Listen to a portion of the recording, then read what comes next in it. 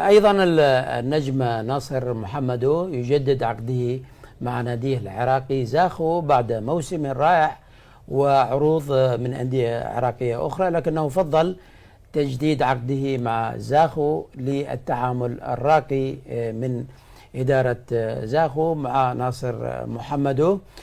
كل التوفيق له، وأتمنى أن أراه قريبا في الدوري السعودي أو الدوري القطري كخطوة احترافية أعلى في مسيرة هذا اللاعب الناجح. كابتن هشام، ناصر محمدو متألق يعني سواء مع المنتخب أو ناديه.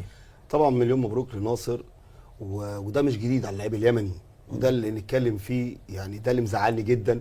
انا راجل لعبت وتعبت في الاراضي اليمنيه كتير جدا جدا، من عشاق الدوري اليمني وبجمهوره كله. لعيبه كتيره جدا موهوبه، وتقدر تتحرك في اكتر من مكان وتلعب في الدول كتير كويسه، في الدول العربيه او في الدول الاوروبيه ما فيش اقل منهم في اي حته بصراحه. بس اعتب دايما على الشيخ احمد العيسي. يعني لازم يا شيخ احمد تحب البلد، تحب الكوره، تحب جمهورها، عشان خاطر الناس دي ليها حق عليك كراجل مسؤول. نتكلم كراجل مسؤول، انت كنت مفروض قيمه كبيره في الحته ديت.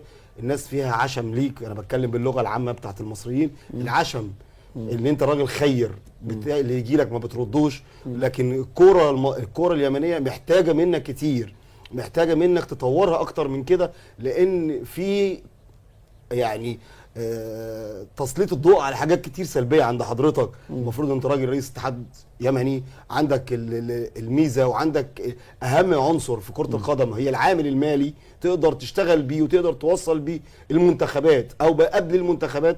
لازم الفئات العمريه اللي حضرتك كنت بتنوي عليها من خلالي انا كراجل مدرب كبير في الكره المصريه، منزليني المرحله سنيه صغيره عشان اطور من اللاعب الصغير الى اللي بعد كده، والنشاط موجود اصلا. فده يزعل ان النشاط موجود. حضرتك الملاعب لازم تبقى متوفره عشان الفئه العمريه، المدربين لازم تاخد شهادات زي ما انا بشوف، لازم تخرج بره البلد، تطلع بره اليمن، تتحرك وتدرس اكتر. حضرتك لازم تطور من الكره اليمنيه عشان مش واساس اي نجاح هو تواجد المسابقات المحليه. ده شيء طبيعي قبل المشاركات ده شيء طبيعي قبل مسابقات المنتخبات. لازم الفئات العمريه تشتغل بتنظيم، وانا قلت الكلام ده قبل كده. الكوره اليمنيه وانا بلعب فيها كانت منظمه كجدول.